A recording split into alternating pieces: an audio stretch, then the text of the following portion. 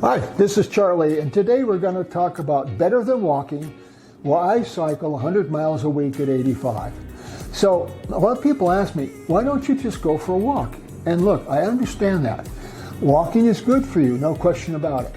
But after a lifetime of running that ended with 2 knee surgeries on the same knee, just walking doesn't cut it for me anymore. I needed a way to push myself, really push, without the pain. And this, the bike, this open road, this is my secret. It's how I get a real workout, the kind that gets your heart pounding and keeps your mind sharp. It's better than walking. Oh, stay tuned till the end. I just want to let you know that I'm going to tell you what the truth is about cycling, and you'll be interested to learn that. Okay, back on track here. The backstory, a runner's end. For most of my adult life, running was my world. I wasn't just a weekend jogger. I lived for that rhythm of feet on the pavement. I must have run well over 100 10K races.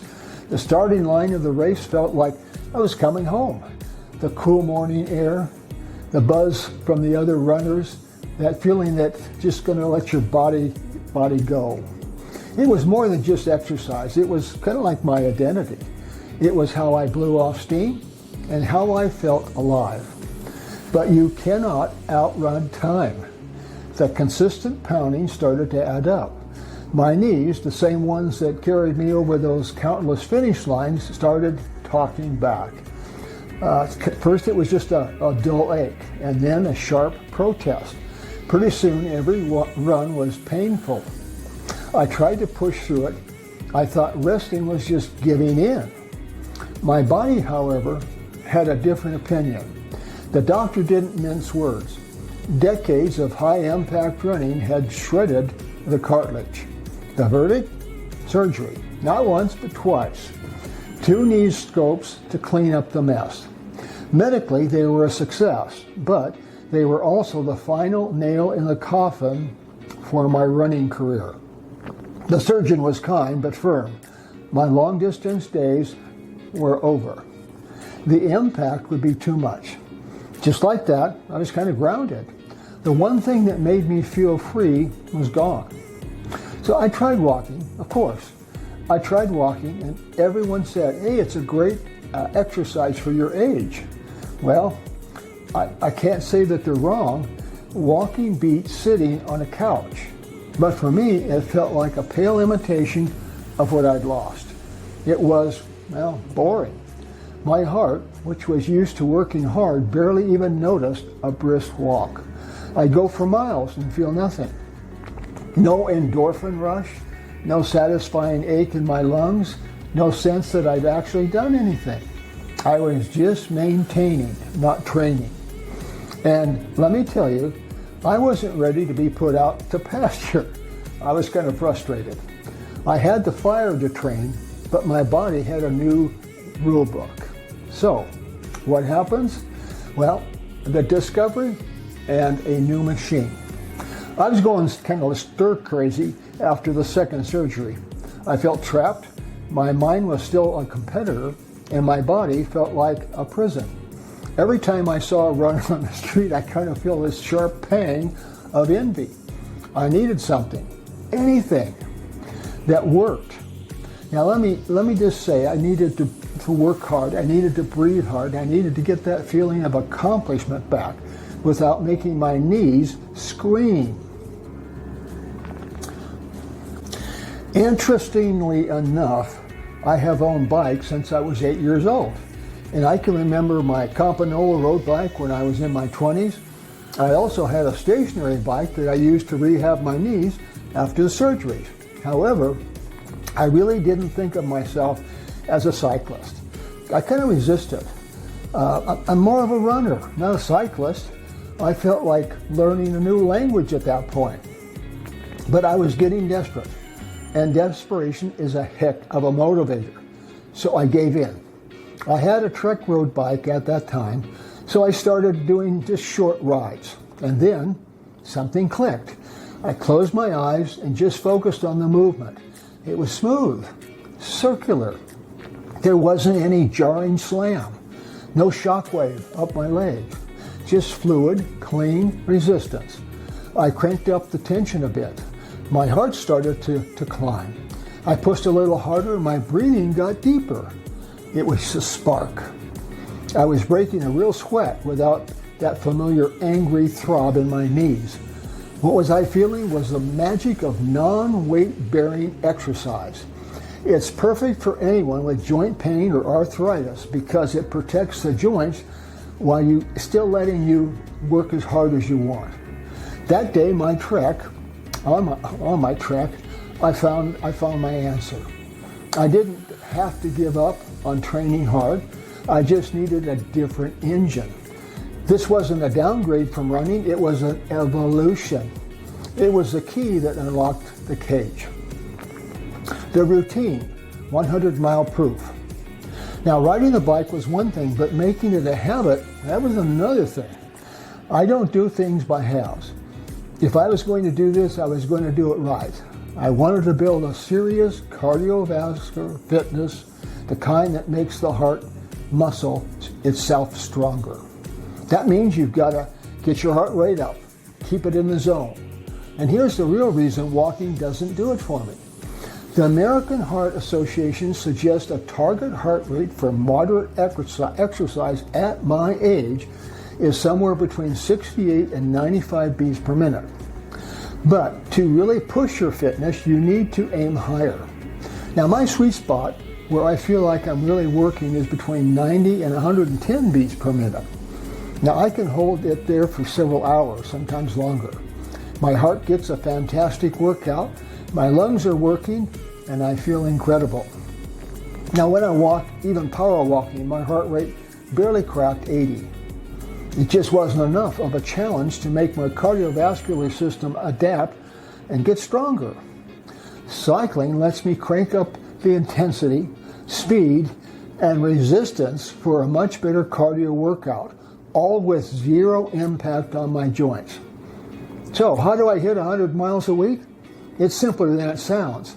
Now, I'm not doing that all in one shot. It's all about consistency. My schedule to ride is 40 miles on Wednesday, 20 miles on Friday. That's 10 uphill and 10 downhill, and then 40 miles on Sunday when traffic is lower.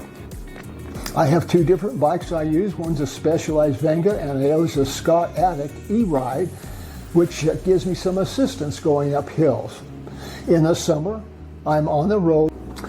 I'm on the road bike, out on the road, sun in my face, enjoying the world. There's a huge boost for my head. Other days, if weather is miserable during the winter, I'm on my stationary bike at home. No excuses because it's just sitting right there in the kitchen. This routine does a lot more than just raise my heart rate. At a good pace, cycling burns way more calories than walking does in the same amount of time. Now, I usually burn about 1,500 calories on my 40-mile bike ride.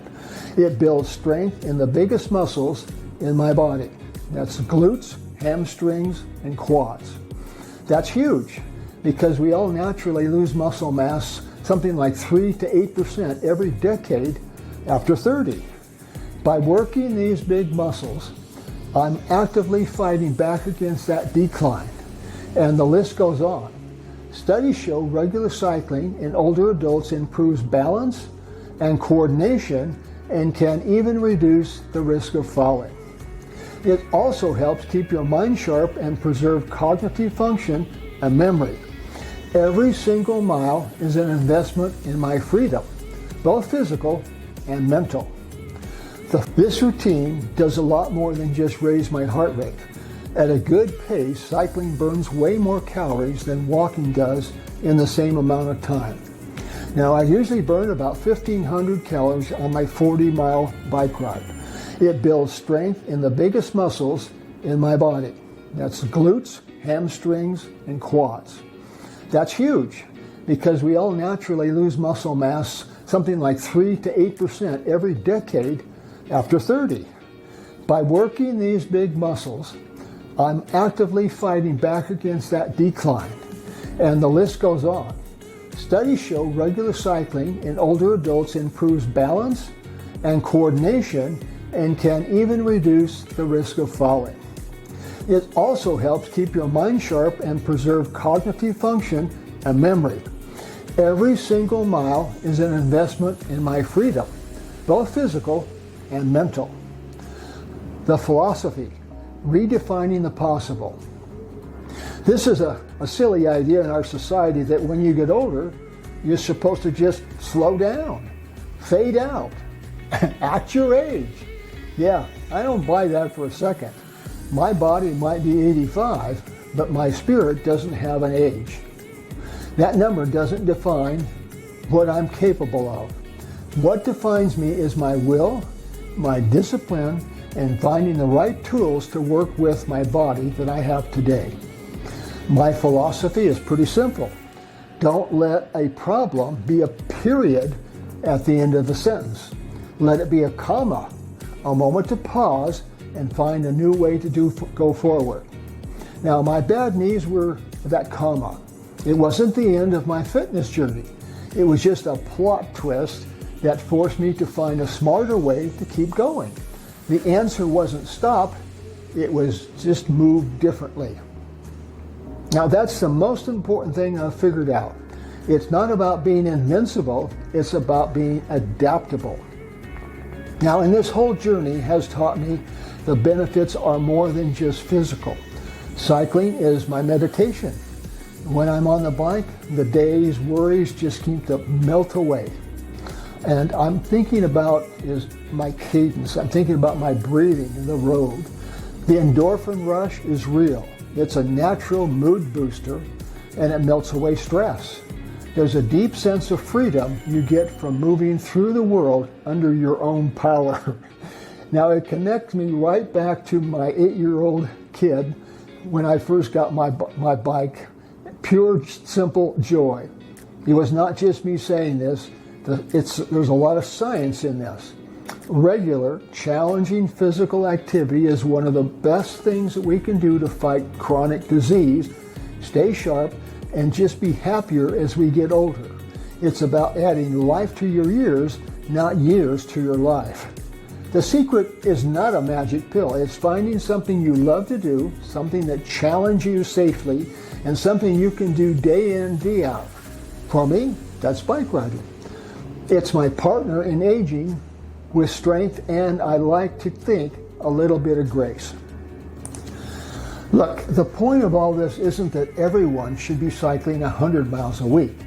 And it's definitely not that every senior should be riding outside on the road.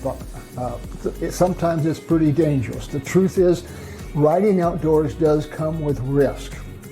Now, I try to stick to bike trails whenever possible, but in reality, half of my rides are on city streets and some of them on bike lanes.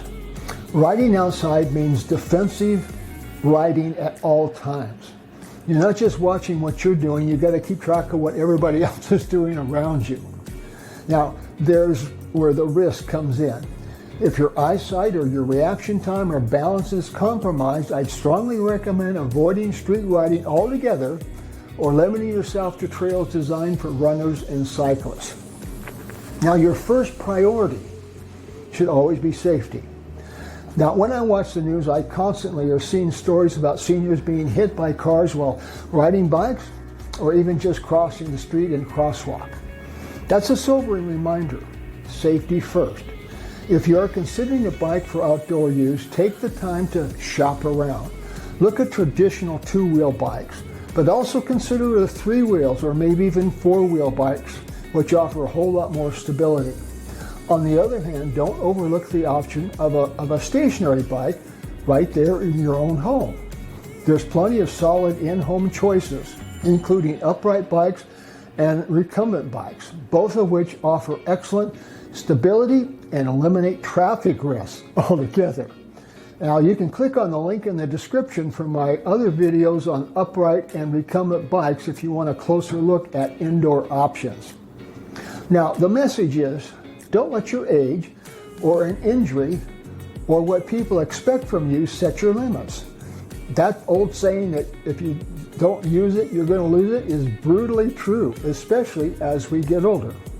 You have to find your it.